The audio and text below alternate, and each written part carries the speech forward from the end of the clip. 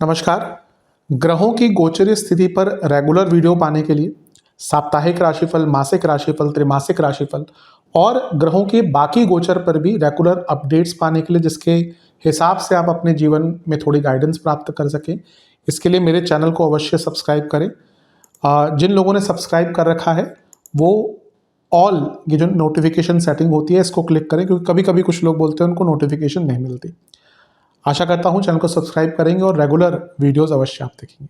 नमस्कार। ओम गणेशाय नमः। ओम नमः शिवाय। मैं निखिल ज्योतिष आचार्य आप सभी का मेरे चैनल पर पुनः स्वागत करता हूँ। आशा करता हूँ कि आप सभी स्वस्थ होंगे। महादेव की कृपा आप सभी पर सदैव बनी रहे। ये वीडियो तुला यानी कि लिब्रा के लिए बहुत विशेष है, क्योंकि वीडियो है अप्रैल 2026 के मासिक राशिफल के बारे में। कैसा रहेगा अप्रैल का महीना तुला के लिए।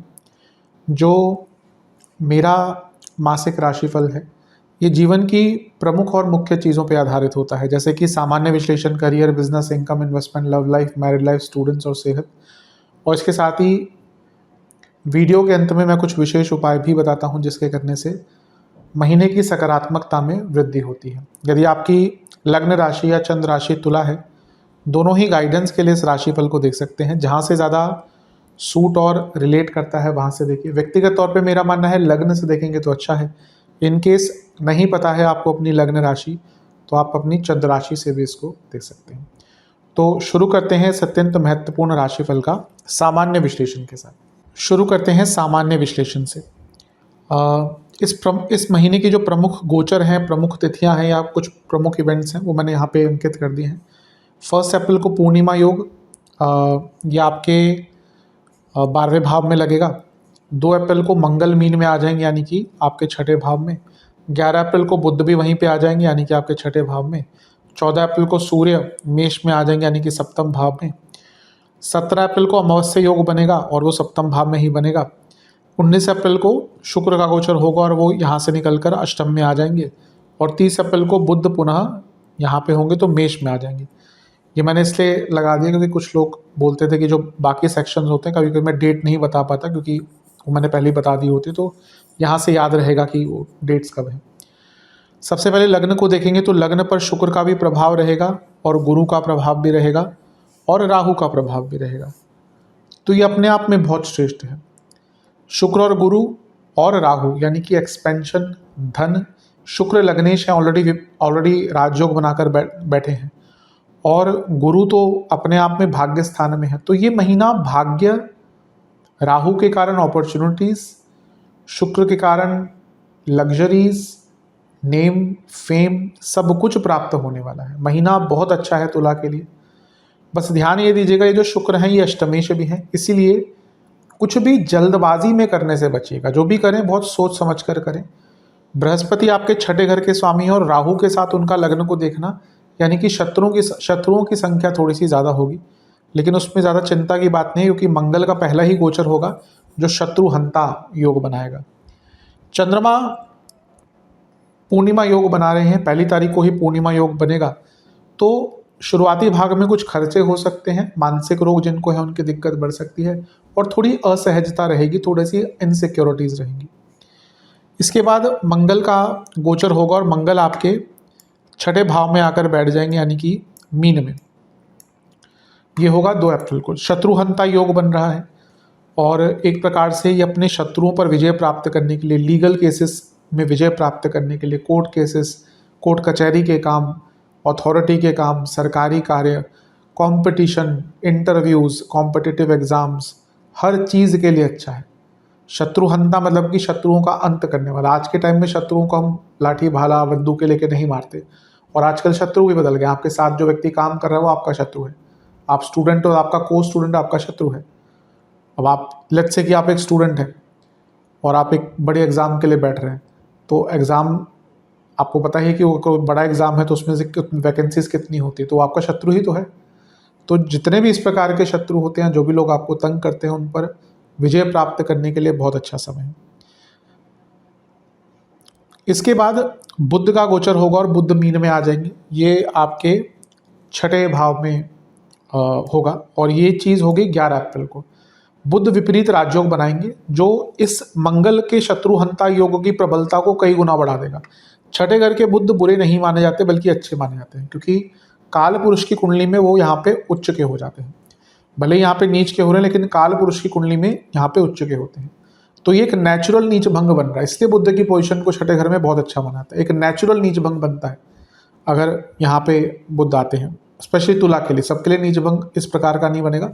ये बाय बुक वाला नहीं है कि मैं कहूँ कि बाय बुक ऐसा योग है, बल्कि मेरे हिसाब से तुला के लिए जब भी बुध छठे भाव में आते हैं वो नीच भंग का काम करते हैं। ये बाकी किसी लग्न पे एप्लीकेबल नहीं होगा, सिर्फ तुला के लिए होगा।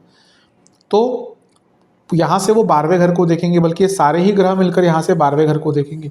तो जब इतने सारे ऊर्जात्मक ग्रह शनि मंगल सूर्य, ऊपर से बुद्ध की चपलता, बुद्ध की बुद्धिमत्ता और नीच के बुद्ध यानी कि बाय हुक या बाय क्रुक, तो ये दिखा रहा है कि ये महीना बहुत बड़े बदलाव का है। ऐसे बदलावों की प्रतीक्षा जो आप कर रहे थे, वो वीज़ा की बात हो, लोन्स की बात हो, बिजनेस में फंडिंग की बात हो, सब कुछ प्राप्त होगा। और अगर आपको कोई डायग्नोसिस या ट्रीटमेंट में दिक्कत आ रही थी वो भी अच्छा है। बस ध्यान ये देना है कि बुध यहाँ पर नीच की अवस्था में आ गए और सूर्य मंगल और शनि के साथ तीनों क्रूर ग्रह, तो आपकी क्रूरता बढ़ जाएगी, आप थोड़े रूड हो जाएंगे। तुला वाले लोग वैसे रूड नहीं होते, वेरी बैलेंस्ड, वेरी हारमोनियस, किसी को दुख नहीं पहुंचाते जानबूझकर अनजाने में भी, और वेरी गिल्ट कॉन्शियस। पर ग्रहों का प्रभाव तो होता ही है ना। आपने कभी कभी देखा होगा कि व्यक्ति बहुत सरल रहता है, बहुत शांत रहता है, अचानक से कुछ दिन में या 1-2 दिन के लिए उसके अंदर बहुत गुस्सा आता है, तो ग्रहों का ही प्रभाव होता है और कुछ नहीं होता। तो इस प्रकार से स्थिति बन रही है, लेकिन अच्छी है स्थिति आपके लिए। हाँ, छठे घर में मंगल लग्न को देखेंगे तो ये इंजरीज का योग बनाता है, और क्योंकि आपके लग्नेश यानी कि शुक्र मारक भाव में होंगे पूरे महीने, नहीं 19 तारीख तक, और उसके बाद भी अष्टम में जा रहे हैं।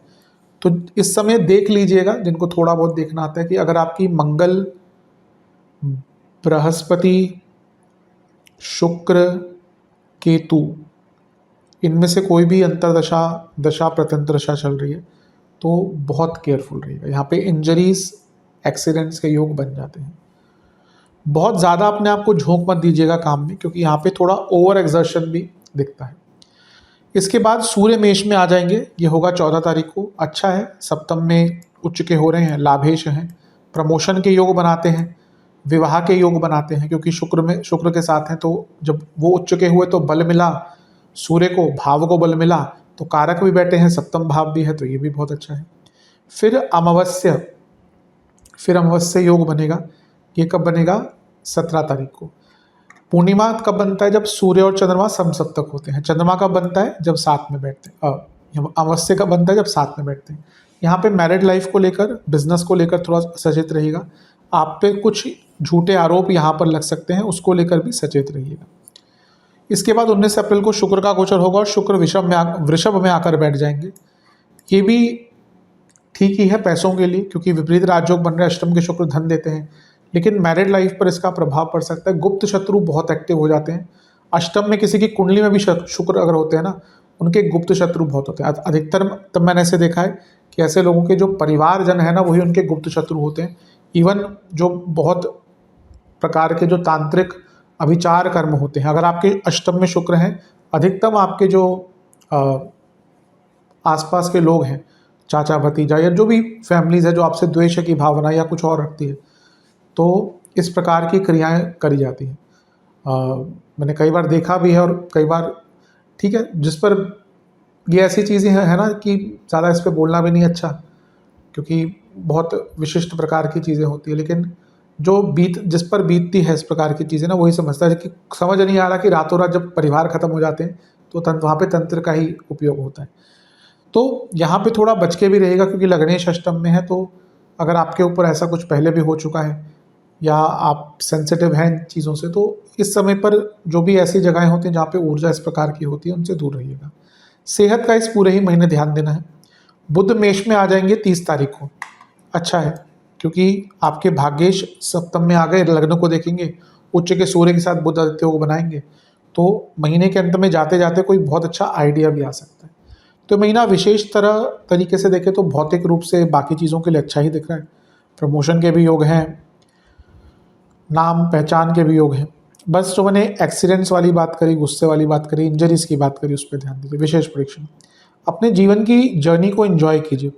कभी कभी क्या होता है ना, हम बस एक डेस्टिनेशन के इंतज़ार में अपना जीवन बिता देते हैं। इतने पैसे आ जाएंगे तब ये करेंगे, रिटायरमेंट के लिए चिंता। मैं तो 30 साल के लोगों को रिटायरमेंट की चिंता करते देखा है।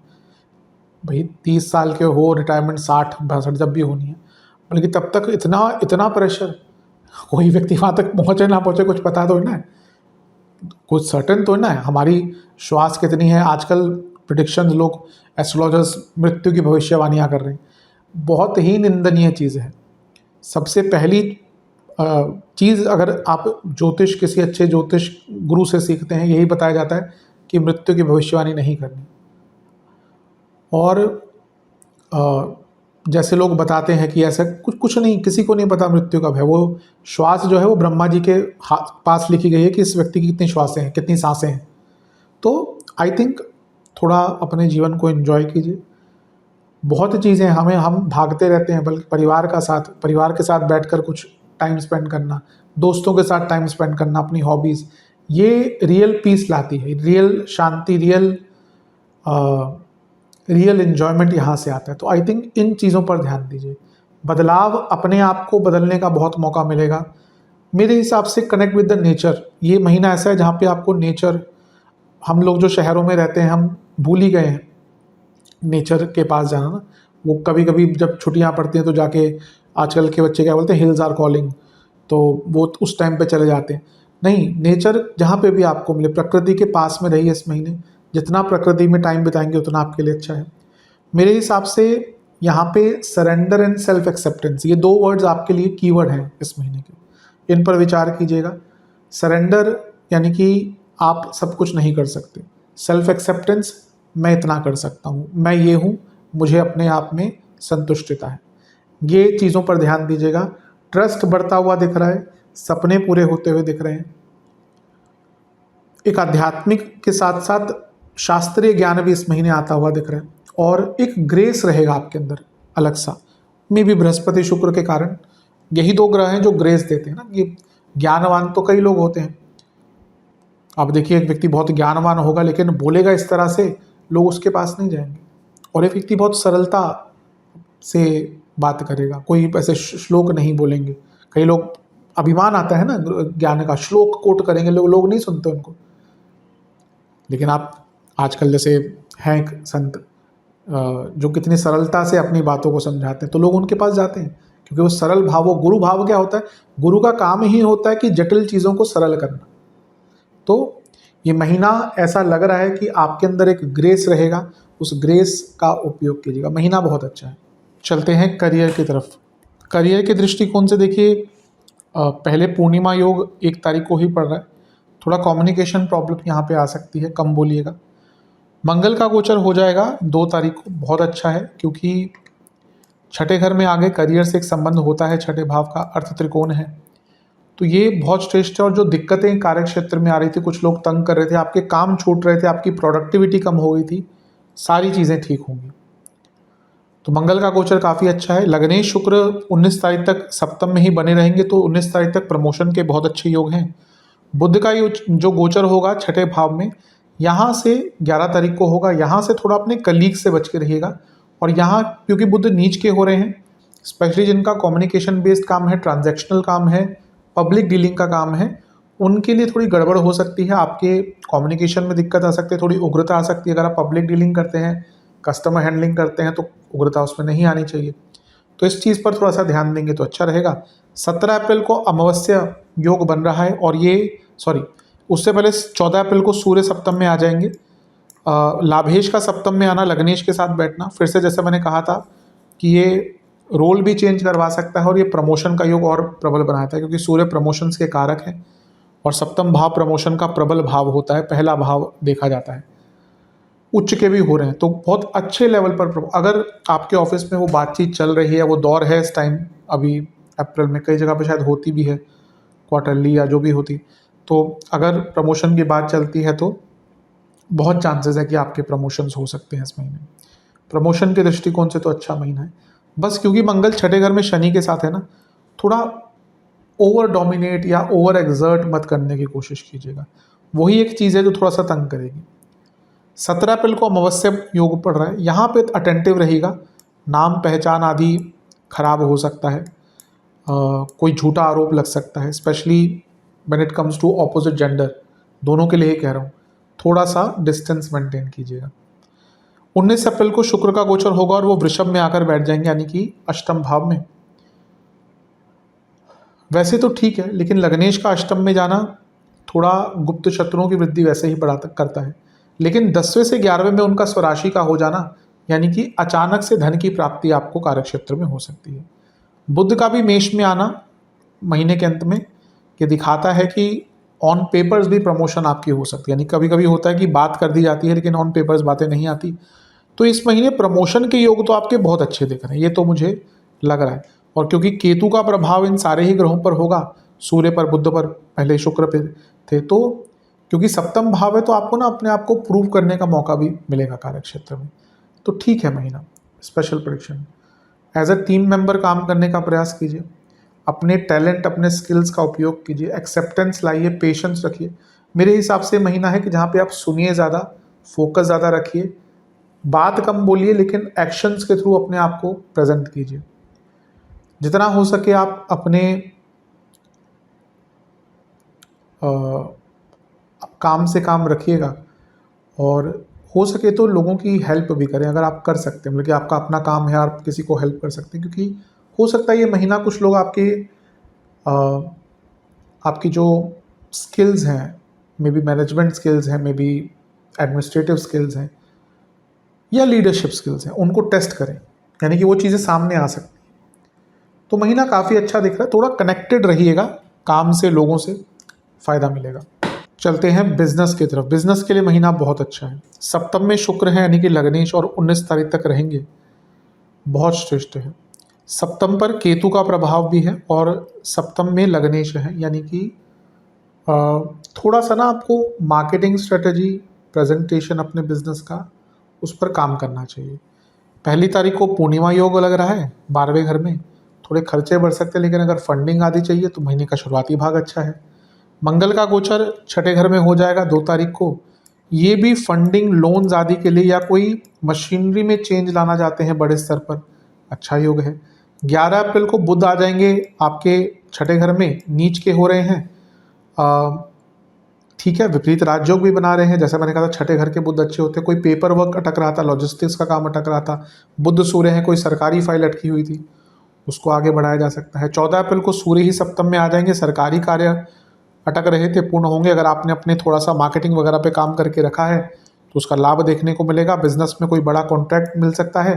17 तारीख को लेकिन अमावस्या का सप्तम भाव में ही लगना, बिजनेस में थोड़ा सा नुकसान, रॉ मटेरियल में कुछ गड़बड़, प्रोडक्शन में कुछ गड़बड़, हाँ ये यूजुअली इंडिकेट करता है कि प्रोडक्शन, अगर आपका कुछ प्रोडक्शन बेस्ड काम है तो गड़बड़ हो सकती है।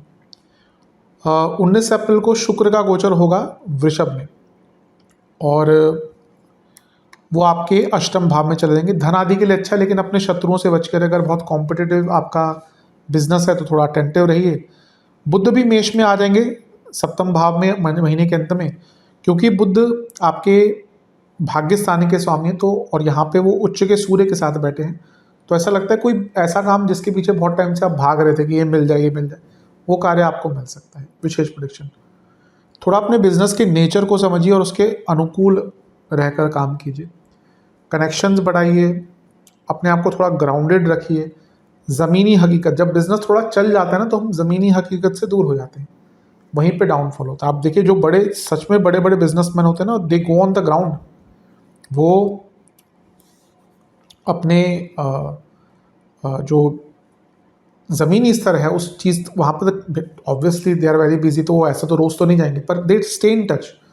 तो अगर आपका बिजनेस थोड़ा बड़ा हो चुका है तो ये महीना है बारीकियों को और धरातल पर रहने का, यानी कि जो बेसिक्स है उन पर काम करने का। मेरे हिसाब से ये महीना भाग्य बहुत साथ देने वाला है। अगर आप स्टिल माइंड से डिसीजन लेते हैं तो काम आएगा।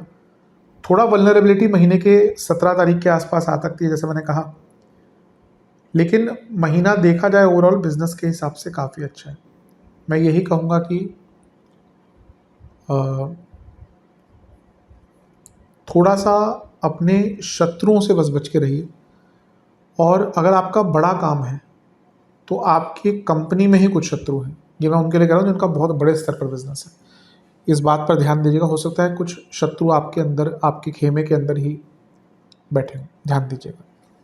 चलते हैं इनकम, इन्वेस्टमेंट और एक्सपेंसेस की तरफ। जहाँ तक इनकम की बात है, अच्छा है महीना। शुक्र पूरे ऑलमोस्ट पूरे महीने 19 तारीख तक लग्न को देखते रहेंगे। लाभेश भी लग्न को देखेंगे, बल्कि 2 तारीख से तो धनेश मंगल ही आपके यहाँ पे छठे घर में आके लग्न को देखेंगे। तो महीना पैसा तो आएगा, भरपूर पैसा आएगा। इन्वेस्टमेंट शुरुआती जो भाग है, अगर आप रेगुलरली इन्वेस्ट करते हैं और अच्छा नहीं जा रहा तो बदलाव कीजिए। बीच के 10 दिन भी रिसर्च के लिए, अंतिम 10 दिन में इन्वेस्टमेंट कर सकते हैं।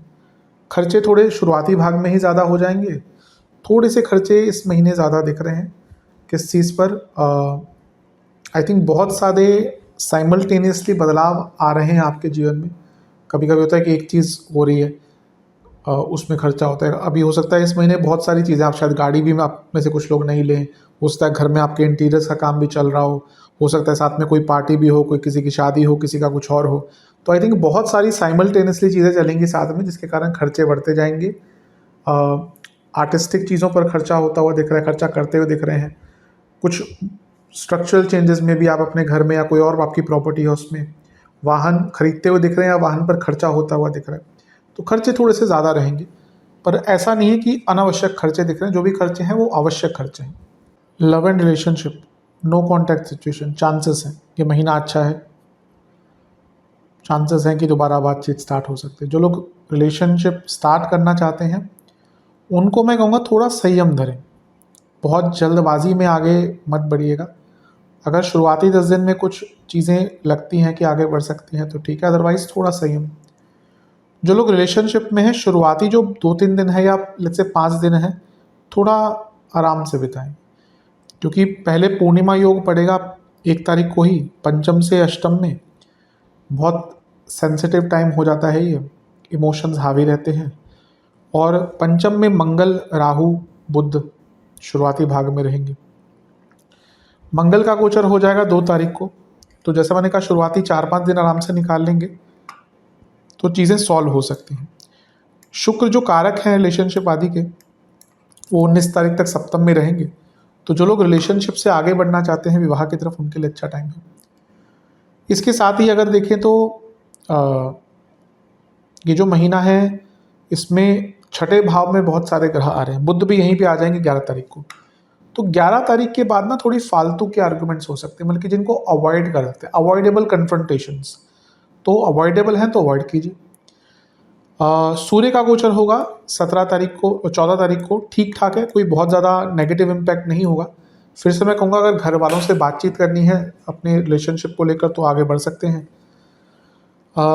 इसके बाद अमावस्या पड़ेगी 17 तारीख को। यहाँ पे थोड़ा अटेंटिव रहेगा, क्योंकि सूर्य चंद्रमा की होती है, अमावस्या योग बनाती है, लेकिन साथ में शुक्र भी है। तो ट्रस्ट इश्यूज़ या किसी और के कारण आप दोनों के बीच में लड़ाई झगड़े हो सकते हैं। इसके बाद शुक्र का गोचर हो जाएगा अष्टम में। ये थोड़ी ऐसी स्थिति है जहाँ पर इनसिक्योरिटीज़ और ट्रस्ट इश्यूज उत्पन्न होना शुरू होंगे 19 तारीख को। फिर 30 अप्रैल को सप्तम में बुध का आना, ये थोड़ा चीज़ों को ठीक कर देगा, लेकिन 19 तारीख से महीने के अंत तक कन्फ्यूजन, ट्रस्ट इश्यूज रहेंगे। विशेष प्रेडिक्शन, एफर्ट्स, ये महीना बहुत एफर्ट्स डिमांड करता है। अगर रिलेशनशिप को स्टेबलाइज करना है, रियलाइजेशन लाइए कि क्या गलत है, पेशेंस रखिए। चैलेंजिंग रहेगा, लेकिन ये है कि कभी कभी क्या होता है ना कि एक पार्टनर अगर एफर्ट दिखाता है तो दूसरे पार्टनर को भी लगता है कि चलो भाई चीज़ों को थोड़ा ठीक करते हैं। कॉन्टीन्यूस एफर्ट की आवश्यकता है और अपने दिल की बात सुनिए। रिलेशनशिप में ना ये प्रॉब्लम है आजकल की ना, बहुत मैनिपुलेटिव हो गए हैं लोग, specially as the things are going by. जैसे एक नई जनरेशन आती जा रही है, तो आजकल मैं देखता हूँ कि लोग बहुत मैनिपुलेटिव हो गए। दिल की बात तो बहुत दूर हो जा चुकी है, बहुत दूर जा चुकी है। बहुत मैनिपुलेशन, बहुत ज़्यादा चीज़ें, बल्कि it has to be correct. नहीं, रिलेशनशिप में और प्यार में कुछ भी करेक्ट नहीं होता, उसमें इमोशंस होते हैं। तो अगर आप बाय द बुक या ऑनलाइन देखकर या आजकल कहीं रिसेंटली मैं देख रहा था कि लोग अपने रिलेशनशिप एडवाइस चैट जीपीटी और एआई से ले रहे हैं। अरे भैया ये इमोशंस है तो इमोशंस को रखिए। रिलेशनशिप क्या है दो लोगों का, वो इमोशन है, इसमें वल्नरेबिलिटीज़ होती हैं, जिसमें इमोशनल चैलेंजेस होते हैं, and that's the beauty of any relationship. तो अगर रिलेशनशिप को अच्छा रखना है तो let the emotions be there. आजकल मैंने कहा ना, मैं कभी कभी बहुत यंग लोगों से जब कंसल्टेशन में बात करता हूँ तो नई नई चीज़ें, पता नहीं कौन सा वर्ड, नॉन शैलेंट, पता नहीं क्या क्या चीज़ें उपयोग करते हैं, तो थोड़ा स्टडी करता हूँ कि आजकल क्या सबकी जो, क्योंकि अब जनरेशन एक नई आ रही है तो उनके तरफ से हमें समझना पड़ता है कि वो उनके मन में क्या चल रहा है। तो मेरे जितना मैंने पाया ना, चीज़ें बहुत ज़्यादा इमोशंस दूर होते जा रहे हैं और चीज़ें हमेशा की करेक्टनेस हो नहीं। मैंने कहा रिलेशनशिप अगर आपको चलाना है, करेक्ट नहीं होगा कुछ भी, पर अगर इमोशंस होंगे, एफर्ट्स होंगे, तो रिलेशनशिप सच्चा होगा।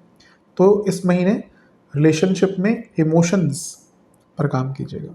वैवाहिक जीवन, सप्तम में शुक्र हैं और रहेंगे 19 तारीख तक, बहुत अच्छा है। लेकिन यही सप्तम पर केतु की दृष्टि भी है। कभी कभी ना ये वैवाहिक जीवन में be it physical intimacy, sexual intimacy और इवन एक जो अट्रैक्शन होता है ना पति पत्नी के बीच, उसको कम कर देता है। और आजकल का समय ऐसा है कि कभी कभी ध्यान भटक जाता है लोगों का, तो थोड़ा संयम बनाकर रखिए। ये मॉरली भी गलत है, वैसे भी गलत ही चीज़। अगर आप रिलेशनशिप में, ठीक है, अगर आप सिंगल हैं, नहीं रिलेशनशिप में है, नहीं मैरिड हैं, तो अलग बात है, पर अगर आप मैरिड हैं तो ये चीज़ें बिल्कुल शोभा नहीं देती। तो अपने ऊपर संयम बना कर रखें। ठीक है, अप्स एंड डाउन्स आते हैं थोड़े से, पर मॉरली करेक्ट रहिएगा इस महीने। थोड़ा अट्रैक्शन अपने पार्टनर के प्रति कम लगेगा नेचुरली।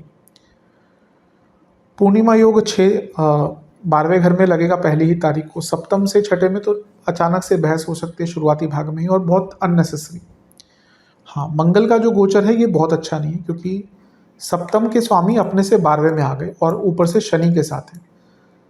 जिनका एकदम ख़त्म सा हो गया था ना कि भाई अब शायद डाइवोर्स ही लेना है, वो मे भी यहाँ पे शायद इस तरफ जा सकते हैं, लीगल सेपरेशन की तरफ। इसके बाद बुध का गोचर होगा और बुध मीन में आ जाएंगे 11 तारीख को। ये भी बढ़ा रहा है उस चीज़ को, बुध का यहाँ पे आना छठे घर में, यानी कि डॉक्यूमेंटेशन, अदालती कार्रवाइयाँ शुरू होना। तो ये मैं सबके लिए नहीं कह रहा, लेकिन जिनकी बहुत दिक्कत है, मतलब कि सब कुछ ट्राई कर लिया उन्होंने और अब बस एकदम 99% पर दहलीज पर थे कि अब लीगल सेपरेशन ही होना है। आई थिंक इस महीने चीज़ें उस तरफ बढ़ सकती हैं। सूर्य मेष में आ जाएंगे, ये भी मैरिड लाइफ के लिए बहुत अच्छा नहीं है 14 तारीख को। और फिर 17 को ग्रहण, तो मैरिड लाइफ में अनिश्चितता बढ़ती जाएगी, दूरियां आती जाएंगी, थोड़ा ध्यान दीजिएगा। 19 को शुक्र अष्टम में चले जाएंगे, ये भी ट्रस्ट इश्यूज पड़ता है। और बुध का सप्तम में आना महीने के अंत में, क्योंकि वो 12वें घर के स्वामी हैं, फिर से मतभेद लेके आएंगे। तो मैरिड लाइफ के लिए महीना बहुत अच्छा नहीं दिख रहा। मतलब कि क्या है ना कि लगेगा कि 2 दिन ऐसा लग रहा है कि चीज़ें ठीक हो जाएंगी, फिर तीसरे दिन बड़ी लड़ाई या फिर दिक्कतें आ जाएंगी। नहीं अच्छा दिख रहा महीना। विशेष प्रेडिक्शन मेरे हिसाब से थोड़ा सा